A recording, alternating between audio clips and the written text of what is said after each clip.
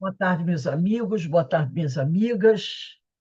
Nós estamos aqui na Sociedade de Estudos Espíritas Francisco de Assis. Hoje é 1º de dezembro de 2025 e nessa hora vamos realizar o estudo dessa obra Dramas da Obsessão, de Ivone do Amaral Pereira, pelo espírito de Bezerra de Menezes. E hoje será realizada a última aula de 2025, né? Só retornaremos dia 2 de fevereiro de 2026. Mas queremos lembrar a todos que as nossas palestras públicas continuarão a acontecer todas as segundas e quintas-feiras, com exceção do dia 25, que cai na 25, Natal cai na quinta-feira. Então, dia 25 não tem. Mas teremos todas as segundas de dezembro, que serão dia 1, 8, 15, 22, 29, e quinta-feira, 4, 11 e 18. E em janeiro, normalmente. Palestra pública não para. Em dezembro só não teremos a do dia 25, que é quinta-feira. Então, palestra pública continua ocorrendo. Os estudos é que vão encerrar essa semana e voltamos no dia 2 de fevereiro, primeira segunda-feira de fevereiro. Então, vamos lá, vamos iniciar o nosso estudo aqui, sempre agradecendo a Deus, agradecendo a Jesus, a oportunidade de estarmos reunidos para mais um estudo, para podermos, né, sempre trabalhar para o Senhor, que a gente continue fazendo isso, né? E nós devemos sempre trabalhar, estamos trabalhando para o Senhor. Então, deixa eu só ver aqui. Ah, tá. Eu estava olhando as palestras aqui. Então, vamos lá. Que Deus nos abençoe, que o Senhor nos abençoe, que o Senhor nos fortaleça sempre, e sempre pedimos e lembramos, sempre pedimos a Deus a bênção para aqueles nossos irmãos mais sofredores, que eles possam ser amparados pela misericórdia do Pai. Bem, aqui nesse livro, nós estamos na segunda parte do livro, que trata de o passado. Hoje, nós vamos começar no parágrafo sétimo do quinto, quinto capítulo. É o quinto capítulo, parágrafo 7, tá? Na segunda parte, o passado, quinto capítulo 5, parágrafo sétimo. Nesse parágrafo, ele vai começar falando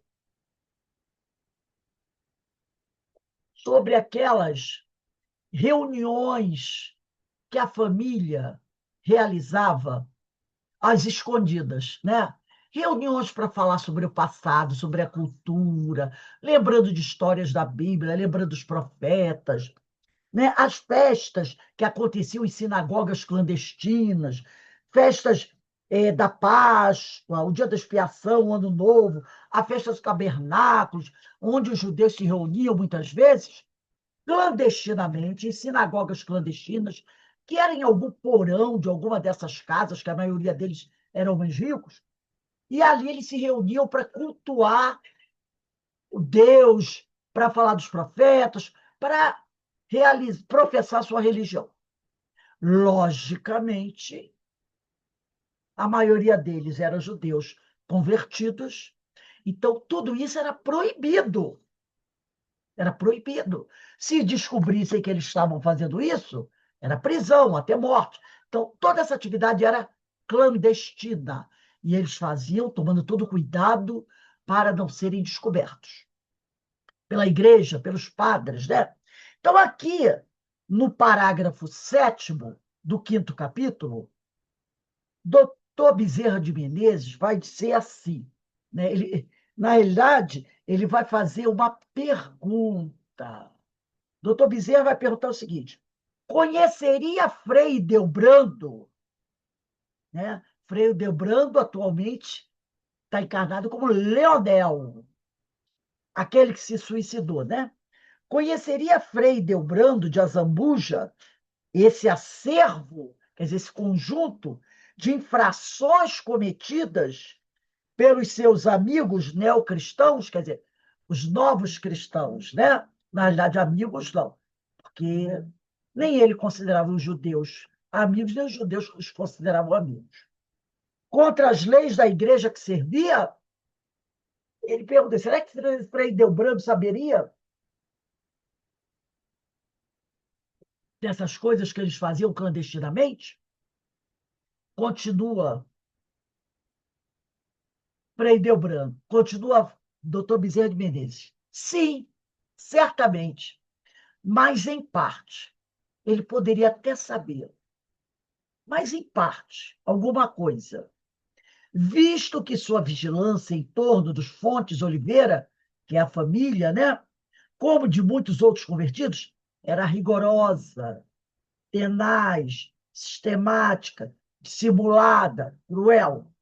Sim, conhecia, mas não havendo ainda nenhuma denúncia, nenhuma prova concreta contra os mesmos, e, ao demais, esperando arrecadar altos proventos pessoais, não era para a igreja, era para ele, das relações de amizade, essa amizade, bota aí entre aspas, com aqueles de quem se propalava amigo, não cuidava de persegui-los, e nem mesmo os advertia da inconveniência de estarem judaizando, quase que ostensivamente, sem o temor e o decoro que se fazia o mistério da sua situação. Então, ele, é claro, que ele desconfiava que eles realizavam essas cerimônias. Mas ele também se utilizava desse tipo de coisa.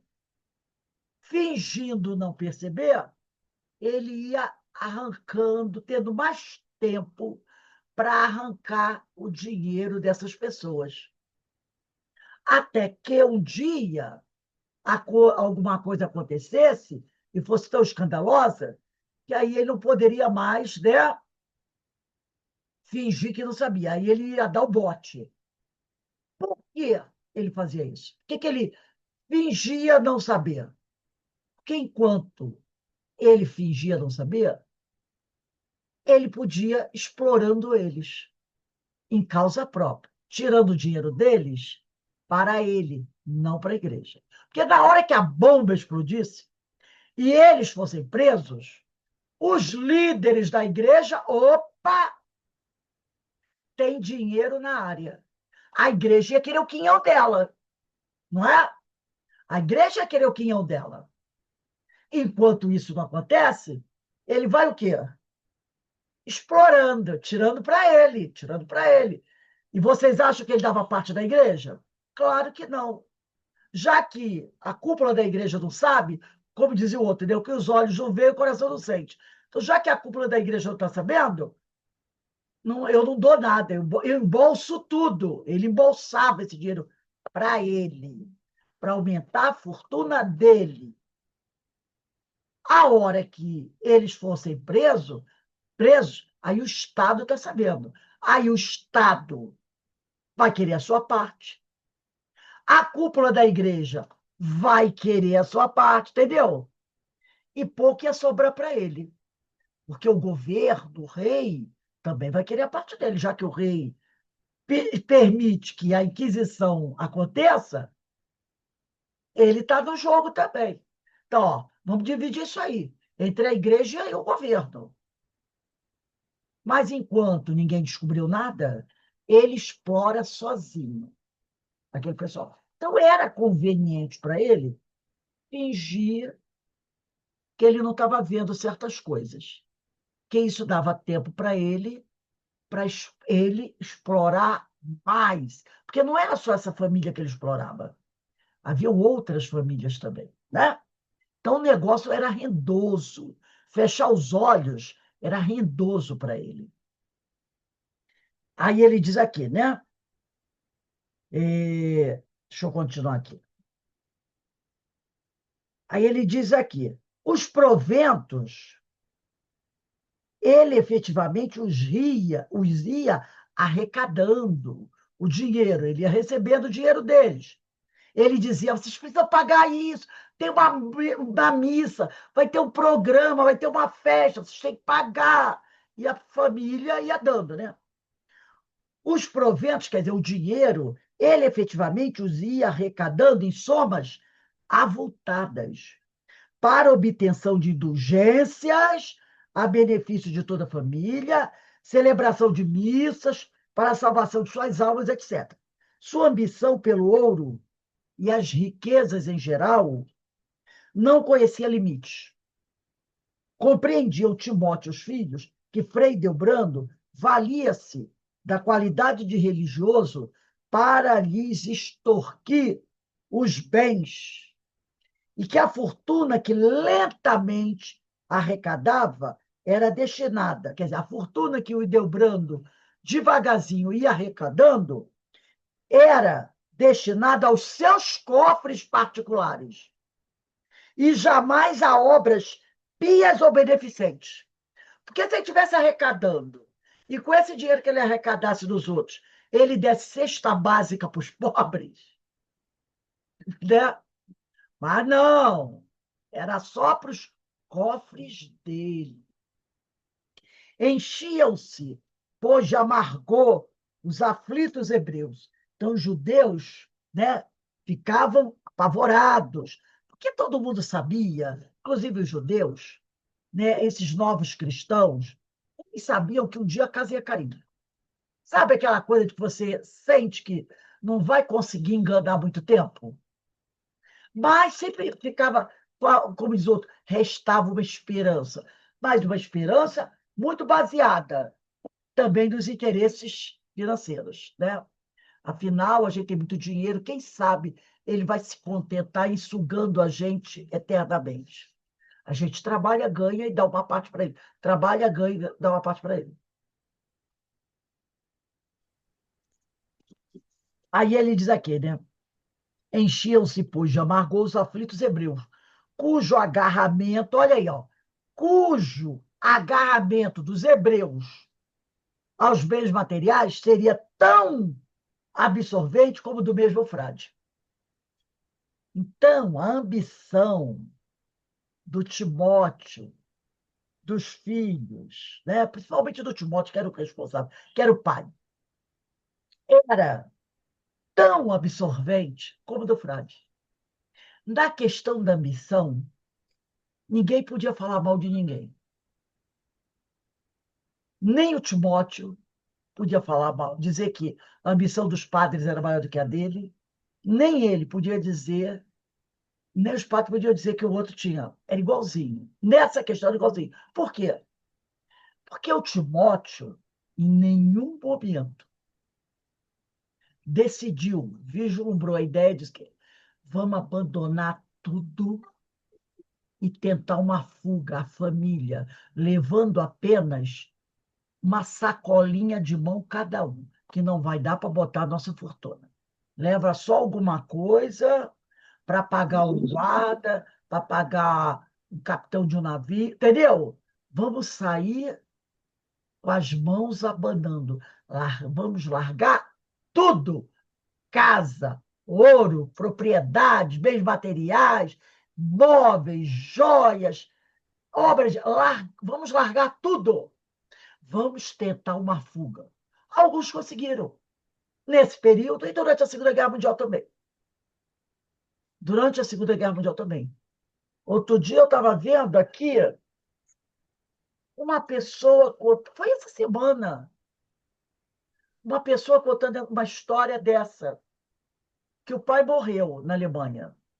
Mas quando foi em 1939, véspera da invasão, né, que a guerra, oficialmente, ela começa em 1939, com a invasão da Alemanha na Polônia. Quando os alemães invadem a Polônia, oficialmente ali é dado como início da guerra. A gente tinha começado um pouquinho antes, mas oficialmente é a invasão da Polônia pelos alemães. Muitas famílias, e eu vi o testemunho, daqui a pouco eu me lembro de uma pessoa, até um artista, ele conta que o pai dele o embarcou, a ele, filho, né?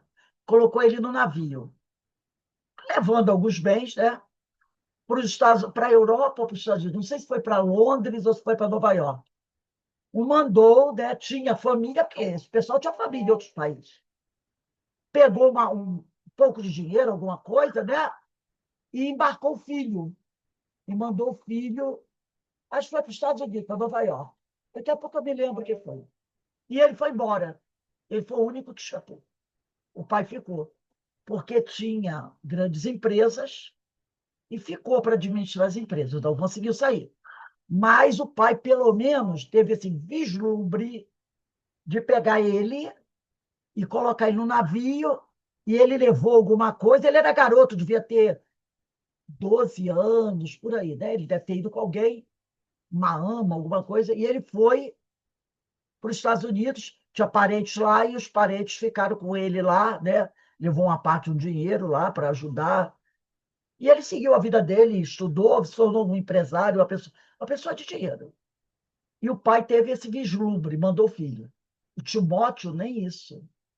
Ele poderia, até não vou dizer facilmente, mas sabe como é que é dinheiro, né, gente? Se ele pegasse um volume grande de dinheiro, tudo bem que ele até poderia ser traído, mas os marinheiros, o pessoal do cais, do porto, que tinham aqueles barcos, esse pessoal fechava muito o olho. Então, pegasse uma boa fortuna, entregasse para um capitão desse de navio, aqui, ó, leva meus filhos embora para outro país, até para a Itália, que eles queriam para a Itália, que apesar de ser onde estava o Vaticano, a coisa era melhor do que lá em Portugal. Então, mandasse o filho para os Estados Unidos, apesar que os Estados Unidos não tinha ainda, né? Estava começando, né? Então, para a Europa, mandava para a Inglaterra, que já era uma outra religião, manda para a Inglaterra, ou qualquer outro país, até mesmo para a Itália. Mandava todo mundo embora. Mas ele não fez isso. Nem para ele, nem para os filhos. Por quê? Dinheiro. Então, ele fala aqui, doutor Bezerra, que, apesar da grande aflição dos hebreus, esses hebreus eram muito agarrados aos bens materiais.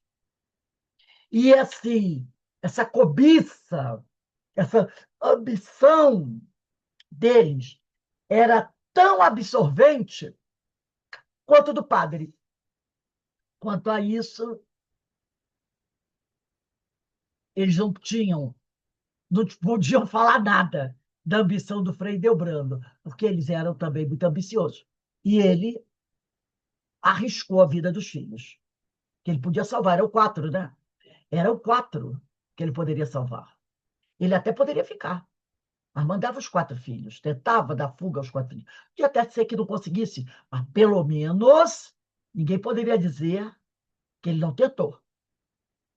Achavam-se, pois, nessa tensão suspeitosa de ameaças mais graves às relações entre a família hebraica e os inquisidores, que se diziam seus amigos, quando em outra noite, de domingo, durante a ceia em casa de Timóteo, exclamou este, Timóteo, para Ildebrando, encontrando-se presentes, Fausto e Cosme, outros dois padres. Bem assim, toda a família Boab. Estava toda a família reunida e ele teve uma ideia, uma maldita ideia, né? E expôs a ideia ali para o Ildebrando e para todo mundo. Meus caros amigos, disse, enquanto os brindava com um copo de vinho à destra, um favor desejo solicitar de vós, neste momento, com cuja concessão provareis ainda uma vez a fiel sobriedade e boa afeição que a mim e aos meus vindes, quer dizer, os que ali se encontravam, generosamente testemunhando. Entreolharam-se os religiosos, pousando sobre a mesa o copo já vazio, e fitaram o anfitrião. Interrogativos, quer dizer, já pensando, vamos ver o que esse Timóteo vai inventar. O Timóteo, continuou serena e pausadamente, mas infiltrando no diapasão vocal uma súplica que seria patética ao entendimento de outrem, que não fossem os inquisidores, habituados a detestarem intransigentemente, sem maiores razões, os descendentes do povo eleito. Então ele começou a falar em tom de súplica. E eles já maliciosos que eram, né, águias, verdadeiras águias, já começaram a perceber. Aí vem coisa. Meus filhos, disse Timóteo, Henrique e José, que eram os mais velhos, desejam ardentemente aperfeiçoar estudos de pintura e arquitetura em Roma, pois se dedicam a essas artes com sincero entusiasmo, como sabeis, ao mesmo tempo que tencionam agradecer à sua santidade as muitas mercês, quer dizer, gentilezas, que nos vem concedendo desde algum tempo. Sabemos, no entanto, que não nos será lícito, quer dizer, permitido, sairmos daqui, embora temporariamente, sem a devida autorização do Estado e o salvo-conduto da diocese. Eles não podiam viajar de um país para outro sem autorização do Estado, do imperador, e a permissão da igreja, justamente para que eles não tentassem fugir. Por isso que ele deveria o quê? Ter tentado fugir sem que ninguém soubesse. Porque oficialmente eles não podiam.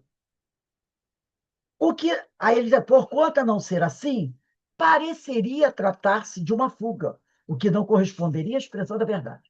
Estou solicitando, portanto, da vossa proverbial afabilidade a obtenção do necessário, para que meus filhos possam seguir o mais breve possível. Então, ele queria oficialmente, porque qual é a intenção de Timóteo?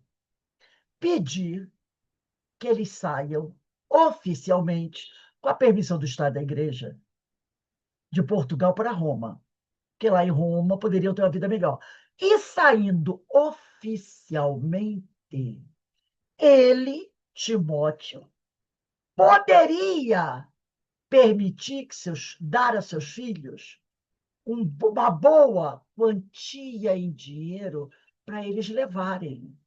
E ele diria que essa quantia em dinheiro que eles iam levar era para que eles pudessem o quê? Se manter em Roma com o mesmo luxo que eles viviam em Portugal. Entendeu?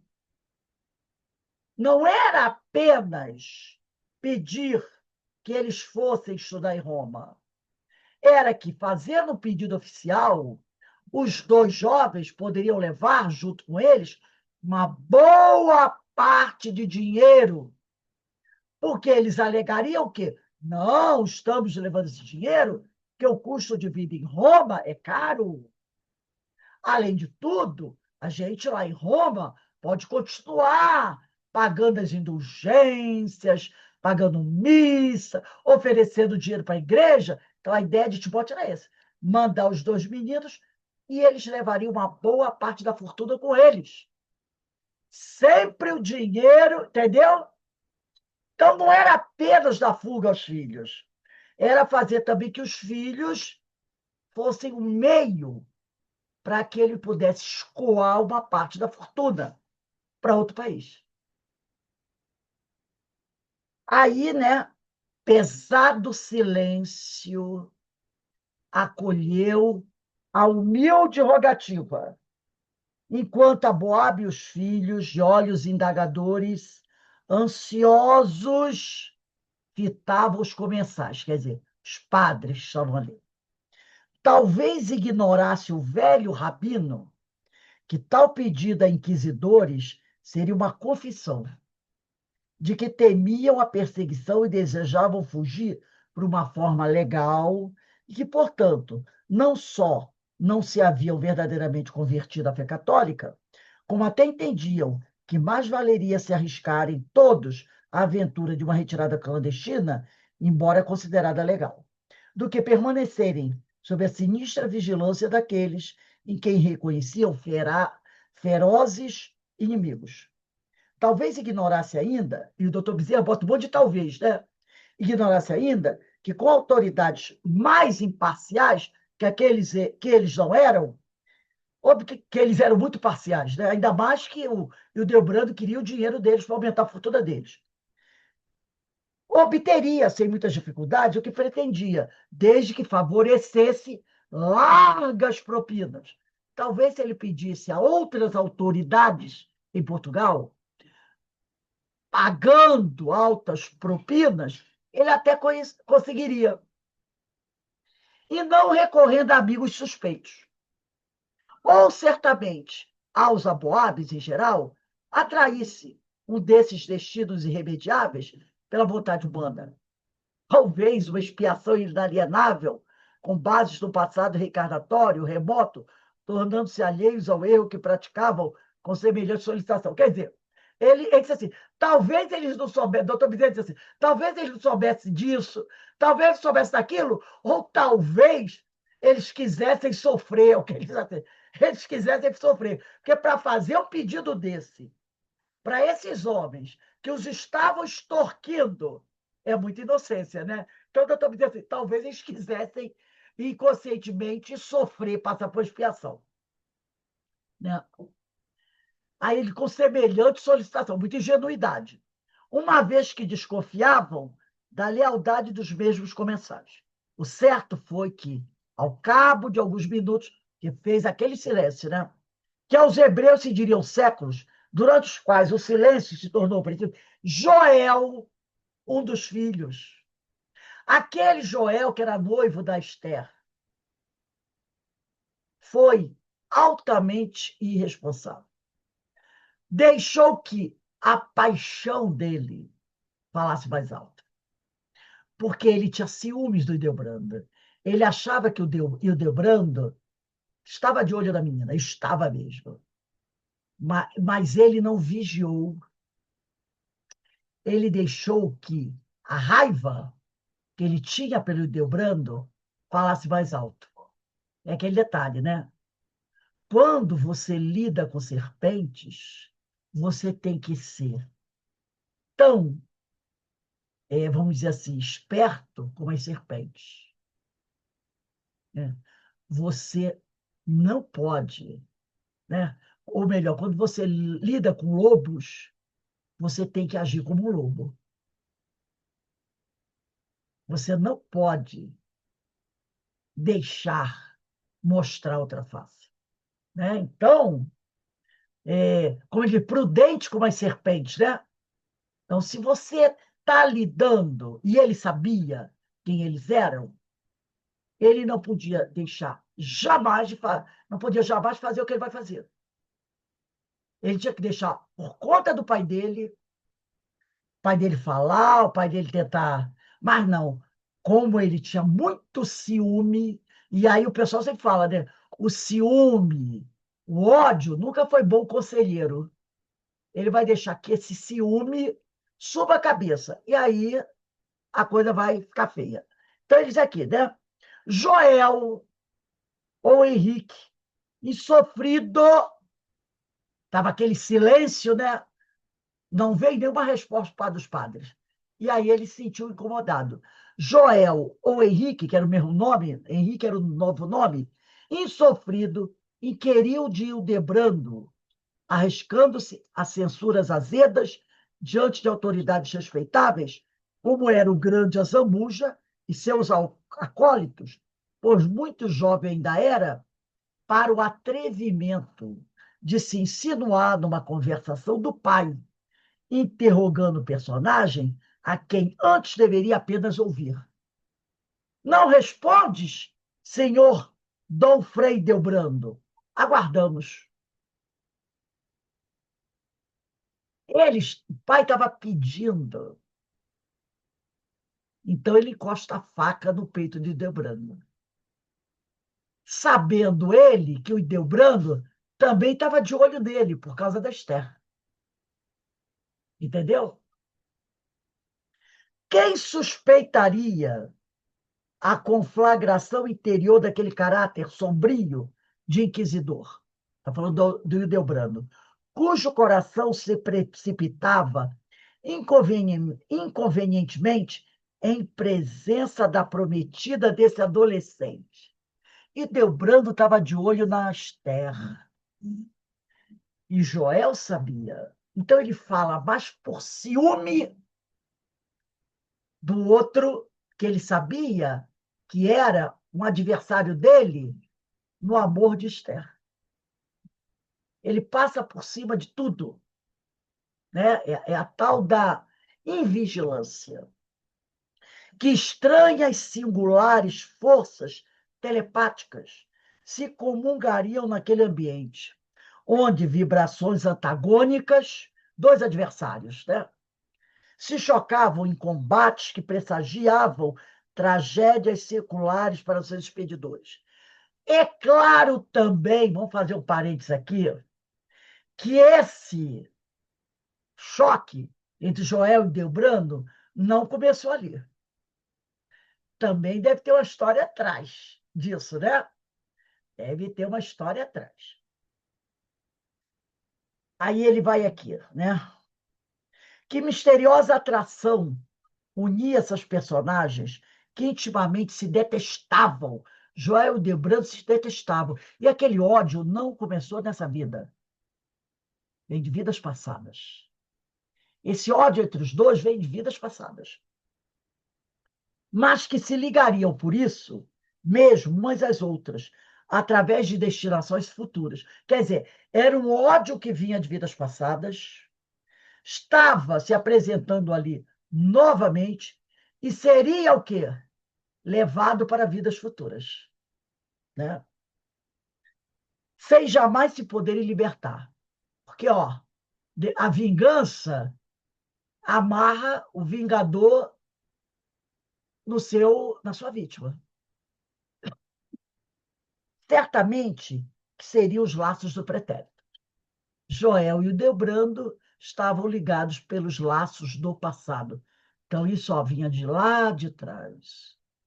Estava acontecendo ali mais uma vez e seguiria para o futuro, até alcançar o nosso companheiro aqui, né? Esqueci o nome dele, que é o Delbrando, porque Leonel, né? Leonel. Porque agora, no momento, é o Leonel que é o agressor, mas no futuro será o Leonel a vítima. Joel, a vítima, e o Delbrando agressor. Lá no futuro, e o Delbrando vítima, Leonel agressor. Ou Joel, no caso, o filho, que também estava dessa história. Lembra quando a gente fala que é um problema de família? Vem todo mundo na família, estudamos isso, o livro do Espírito? Aquilo ali, tudo numa mesma família. Essa história vem do passado. Aí ele diz aqui, certamente que seriam os laços do pretérito. Consequências de ações reprováveis que se distenderam de vidas remotas lá do passado. Se essa história aconteceu em 1500, essa vida remota pode ter acontecido no ano 1000, ou quem sabe até o tempo do Cristo, né? Para existências do momento, alongando-se, por isso mesmo, mais tarde, em dolorosos epílogos futuros. Século XX veio do século XVI para o século XX, século XXI. Olha só, 400 anos, e mais 500 lá do passado. Então, aí a gente vê como a gente pode arrastar um véu de noiva. Sabe aquele véu de noiva da igreja? Que a noiva entra, a noiva está no altar, o véu está na porta ainda? Antigamente, aqueles véus, né? A noiva já estava no altar e o véu estava entrando ainda da igreja. Aí arrasta aquilo. É igual assim. Essa história pode ter acontecido lá pelo ano 800 depois do Cristo, 500 depois do Cristo, e pode ter tido outras antes dessa de 1500, pode ter acontecido outra lá pelo 1200, 1300, aí outra em 1500, pode ter acontecido outra lá por 1700, e depois veio explodir aqui no século XX, né, quando essa história acontece, quando esse livro é escrito.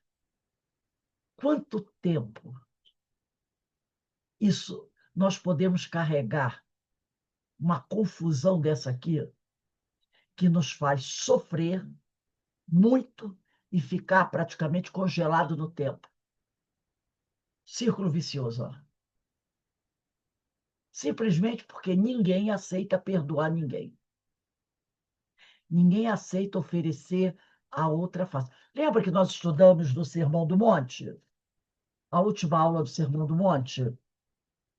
No capítulo 7, quando é falado aqui sobre quando Jesus disse assim, ó, eu, porém, vos digo, não resistais ao mal. Estão lembrados do não resistais ao mal? O que é o não resistais ao mal? Não buscar vingança.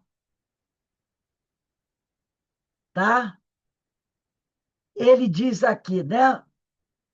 Não resistais ao mal. Parece contrário aos seus ensinamentos. Mas notamos que Jesus, que é o governador espiritual da terra, ele é incapaz de errar. E é ele quem diz isso. Então, é preciso retirar dessas palavras o ensinamento devido. Não resistais ao mal. Jesus quer que a gente não ofereça resistência. Significa não fazer da mesma forma que o outro que está te agredindo faz. Não faça da mesma forma que ele faz. Tá? Não devolva o mal com o mal. Se alguém te faz o mal, não haja com uma força contrária e semelhante. Tá? Essa fórmula induz a vingança. Bateu, levou. Isso induz a vingança, a alimentar o ódio em suas origens. É por isso que Jesus condena a resistência ao mal. Não que não devemos lutar contra o mal, não, devemos sim lutar contra o mal. Mas a forma de luta contra o mal é que deve ser diferente. Tá? E Paulo de Tarso, na carta aos Romanos, capítulo 12, versículo 21, diz assim: não te deixes vencer do mal, mas vence o mal com o bem. Vence o mal com o bem. Porque se você resistir ao mal, né? E o resistir ao mal é o quê? É procurar vingança, é tentar destruir o outro, como o outro está te destruindo. Isso vai terminar, vai acontecer, vai provocar isso aqui que está acontecendo com a família de Timóteo. Ele me bate, eu bato. Ele me bate, eu bato. Ele me bate, eu bato. Vão ambos para o abismo. Então Jesus diz isso. Não resistais ao mal. Não devolva uma agressão com outra agressão. E Paulo disse: se alguém te feriu, oferece outra face. Né? Aí lembra do amor aos inimigos. Não enfrente, não devolva o ato de vingança. Não resistais ao mal. É o ensino de Jesus. Porque é isso aqui que vai acontecer. Ou melhor, que já vem acontecendo lá no passado, bem antes desse tempo aqui, que esse é o presente deles. Então, no passado deles, eles vêm se digladiando. Um bate, outro bate. Um fere, outro fere. Por isso que Jesus falou: Pedro, embainha a tua espada, tá? Não resiste ao mal, não, porque quem vive pela espada morre pela espada. Se você fere, vai ser ferido. Isso não acaba nunca. E pode, ó, um dia vai acabar, mas até acabar. Então, ele diz aqui, né? Que seriam os laços do pretérito? Consequência de ações reprováveis que se distendem. Consequência de ações reprováveis de ambos, não é só de Debrando, de ambos, que se distenderam de vidas remotas para a existência do momento, alongando-se por isso, mais tarde, em dolorosos epílogos futuros. E talvez até mesmo os excelentes vinhos dos almoabes, de uma forma acidental, houvesse perturbado o raciocínio de Delbrando, dando causa a novos séculos de lutas fratricidas, pois que, voltando-se para o jovem interlocutor, respondeu imoderado e agressivo. Talvez o Ildebrando também tenha sido vigilante, sabe? Deu logo aquela resposta de quem não vigiou, porque se ele fingisse ignorar mais essa, ele podia arrancar mais dinheiro deles. Poderia virar para o pai e dizer assim: olha, eu ouvi, usando de toda a minha calma e santidade, mas a ofensa que seu filho me fez foi muito grave. E o senhor só pode aplacar a dor do meu coração. Olha só como eu sei falar as coisas. A dor do meu coração com o quarto da sua fortuna. É o band-aid para fechar a ferida do meu coração da agressão que seu filho me fez. Entendeu? Ele não era ambicioso? Ele poderia fazer isso. E o que que o velho faria? Pagaria. E ele botaria mais dinheiro no bolso. E depois ele dava um cala-boca para os três padres que estavam ali, que eram subordinados deles, né? Dava um cala-boca para eles, eles iam ficar caladinhos e ele ia ficar mágico. Mas ele também estava movido pelo álcool e não agiu com, entre aspas, inteligência de quem é, né? De quem é um tremendo ladrão, corrupto. Porque se ele não tivesse, ele poderia dar um golpe mortal no Abu Dhabi. Eu quero metade. E ele pagaria. Olha, seu filho me ofendeu a minha moral, que eu não tinha. Mas ofendeu a minha moral. O senhor vai ter que pagar caro. Por isso, o garoto ia ficar calado, porque aí o pai ia ficar na boca, e o velho pagaria. Mas o Delbrando, movido pelo álcool, chutou o tabuleiro. E aí ele responde, imoderado e agressivo. Assim, esperas a resposta? Não herdaste a lhaneza, quer dizer, a afabilidade de teu pai? Pois ele não exigiu imediata solução ao grave problema que acabo de propor. Tu aperfeiçoares estudos em Roma, ele está falando para Joel, né? Desde quando os malditos descendentes de Caim, repara que ele está derrubando, isso aí tem álcool na cabeça, né? Desde quando os malditos descendentes de Caim se dão ao luxo de se tornarem artistas? Enganas-te, pequeno herege, supondo-me tão simplório que não compreenda claramente que o que tu e os teus sonhais é a libertação da nossa fiel e benévola vigilância, a fim de retornardes ao culto detestável dos teus avós, membros da família dos cariotes. Ele, entendeu? Ele botou tudo lá. Botou tudo. Não foi hábil nem inteligente. Vai, segue para Roma, torna-te um novo Rafael, ou, se puderes, suplanta Miguel Ângelo nas vocações artísticas, mas seguirás sem os haveres de teu pai. Olha aí, seguirás sem o dinheiro do teu pai, que era o que Timóteo queria. Sem os haveres de teu pai, deixarás em Portugal quanto possuíres, quer dizer, a tua parte da fortuna, e nem se permitirá que recebas mesadas, idas daqui. Nada levarás, nem mesmo tua noiva, para que se torne tua mulher. Ele mostrou tudo, entendeu? Mostrou tudo. Que se ele não tivesse movido pelo vinho, tenho certeza que ele ficaria quietinho e daria um golpe de misericórdia. Como dizem por aí, a bebida nunca foi boa conselheira. Né? Rose, Oi, Rose, esse fala. momento aí, desse comportamento do Debrando, tem lá no Evangelho, capítulo 9 a cólera. Ah, sim, vamos lá. Capítulo 9. Capítulo 9 item 9. Vamos lá. Item 9, capítulo 9, item 9, a cólera. E Uhum. aí, Joana, a Joana vai ler o primeiro e segundo parágrafo, a Carmen vai ler o terceiro, a Denise vai ler o quarto e a Ana Constantino vai ler o último. Vamos lá. Vamos lá. A cólera.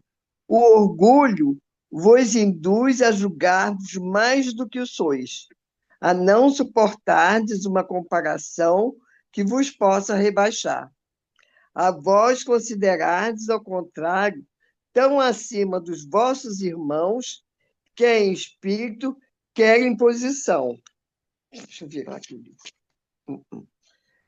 Social, que é mesmo em vantagens pessoais que o menor paralelo vos irrita e aborrece. Que sucede, então? Entregai-vos à cólera, pesquisai a origem desses acessos de demência passageira que vos assemelham ao bruto, fazendo-vos perder o sangue frio e a razão. Pesquisai e quase sempre deparareis com o orgulho ferido, que é o que vos faz repelir coléricos os mais ponderados conselhos, se não o orgulho ferido por uma contradição. Até mesmo as impaciências que se originam de contrariedades muitas vezes pueris decorrem da importância que cada um liga à sua personalidade, diante da qual entende que todos se devem dobrar. Agora é a Carmen. Em seu frenesi, o homem colérico a tudo se atira. À natureza bruta, aos objetos inanimados, quebrando-os porque não lhe obedecem. Ah, se nesses momentos pudesse ele observar-se a sangue frio, ou teria medo de si próprio, ou bem ridículo se acharia. Imagine ele por aí, que impressão produzirá nos outros. Quando não fosse pelo respeito que deve a si mesmo, cumpria-lhe esforçar-se por vencer um pendor que o torna objeto de piedade. Agora quem é o outro? Quem vai ler esse terceiro? Acho que é Denise. Denise, Denise. lê para a Eu, gente. peraí, só um instantinho. Em vez de abrir o microfone, fechei a câmera.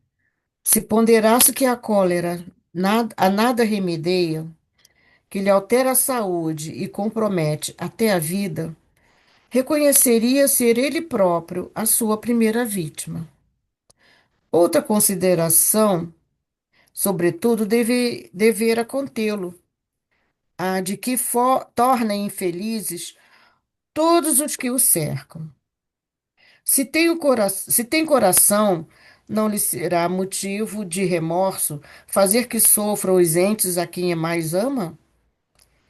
E que pesar mortal se num acesso de fúria praticasse um ato que houvesse de deplorar toda a sua vida. Aí ele diz aqui, e que pesar moral, moral. Você vê, devido a essa crise de cólera, Hildebrando vai cometer um ato, né, no acesso de fúria, um ato que vai render a ele muita dor e sofrimento. Agora, Ana Constantino, encerra para a gente esse item. Em suma, a cólera não exclui certa qualidade no coração, mas impede se faça muito bem e pode levar à prática de muito mal. Isto deve bastar para induzir o homem a esforçar-se pela dominar. O espírita, ao demais, é concitado a isso por outros motivos, e de que a cólera é contrária à caridade e à humildade cristã. O espírito protetor, Bordeaux, 1863. Então, a gente vê, vamos anotar aí no final desse parágrafo, para que torne sua mulher, Evangelho segundo o Espiritismo, capítulo 9, item 9. A gente está vendo que a cólera vai levar o Hildebrando a fazer, o que vai a trazer para ele muito sofrimento no futuro, né? Olha a obsessão que ele vai sofrer quando ele estiver reencarnado como Leonel. E a família vai cair em cima dele. Ele, inclusive, vai se suicidar. Então, a gente percebe, né, o que um ato de cólera levado pela paixão provocou, tanto da parte do rapaz, Joel, que tinha um ciúme terrível do outro e era um adversário do passado, como de Hildebrando, que se deixou levar, caiu na armadilha do outro e não soube ter tranquilidade para administrar a situação. E isso vai angariar para ele muitos séculos de mais dor e sofrimento, né? Então, gente, nós vamos encerrar aqui o estudo desse ano. O próximo parágrafo começa assim: acirrado debate seguiu-se. Esse é o parágrafo 18. Acirrado debate seguiu-se, então, entre o jovem e o frade, né? Então, nós vamos retornar dia 2 de fevereiro de 2026, parágrafo 18, capítulo 5. Né? Esse é o capítulo 5 que nós estamos estudando. Né? Só o ano que vem que a gente vai ver o que redundou tudo isso aqui. Mas, com certeza, coisa boa não foi.